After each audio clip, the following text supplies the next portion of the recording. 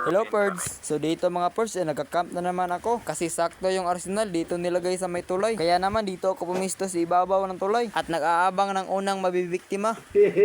At dito nga, tinitignan-tignan ko pa yung mapa kung mayroon man chopper na paparating sa akin. Pero sa kasamaang palad ay hindi sila pumupunta dito. Natrauma na siguro sila dito sa tulay na to kapag may arsenal. Kasi kapag mayroong arsenal dito sa tulay na to ay siguradong mayroon din magka-camp dyan. Katulad lang nitong ginagawa ko. At makalipas nga ang ilang minuto ay wala pa rin pumupunta dito. Balak ko na nga sanang umalis dito dahil gumagalaw na yung zone. Pero napatigil ako dahil mayroong isang kalaban na humahabol. Pero sa kasamaang palad ay hindi ko napindot yung continue sa record. Pinost ko kasi muna dahil baka tumaas yung pagre-record ko. Ang tagal ko kasi naghintay dito sa tulay kaya naman nakalimutan ko nang i-continue. At yun na nga, napatay ko siya sa isimaris ko. Dumapa pa nga ako dyan, baka mayroon siyang kauban. Pero tumalon ka agad ako dahil nakasolo lang pala to. At kulay pula nga pala yung loot box na na-takedown ko. Kaya panigurado may mythic weapon to. At pagtingin ko nga sa loot box niya ay may AK-117 to. At pagkapulot ko ay naka-gold camo at naka-lava remix ito. Aalis na nga sana ako dahil paparating na yung zone. Pero naalala ko naka-snowboard pala tong na-takedown ko. Kaya naman bumalik ako sa loot box niya at kinuha ko yung snowboard niya. At pagkakuha ko nga ng snowboard niya ay umalis ka agad ako. Dahil hahabulin ko pa yung zone kasi dumaan na ito. At paggagamit ko nga ng snowboard niya ay nagulat ako. Dahil naka-legendary pala ang camo ng snowboard na nakuha ko. Kaya naman dito ay tuwang-tuwa ako dahil sa wakas naka-experience na ako ng snowboard na ganito. Kaya wala nang patupik-tupik pa, gawa na natin ng highlights to.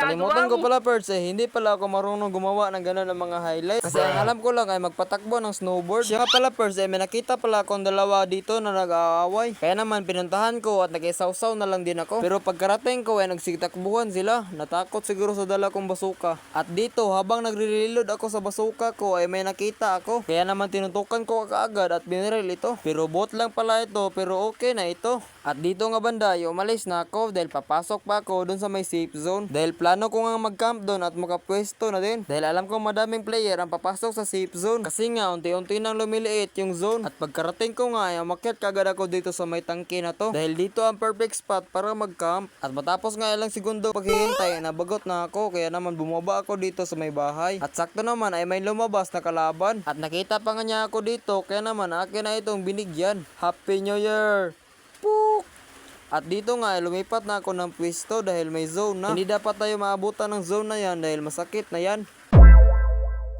At yun na nga Perds, 5 na lang kami dito na nag-aaway. Kaya naman dapat tayo mag-ingat dito dahil lumiliit na yung zone. Kaya naman umakyat ako dito sa may tangke na to para hindi ako makita. Pero yun ang akala ko. Dahil meron tumitira sa akin na nag-isimaris din. Siguro camper din to at nakita niya na umakyat ako dito. Dahil kanina pa to tira ng tira sa akin pero hindi naman tumatama yung mga tira niya. Kaya naman duda ako na nandyan siya sa may loot box banda nagtatago. At ito nga sinubukan ko itong barilin para malaman ko kung nandyan ba talaga siya. At hindi nga mali yung hinala ko. Dahil pagkatira ko dyan sa may loot box ay nabasag yung armor niya. Kaya naman bumawi siya at binaril niya ako. Muntikan niya na nga ako mapatay dito buti na lang nakatalon ako. Pero napatay niya pa din ako.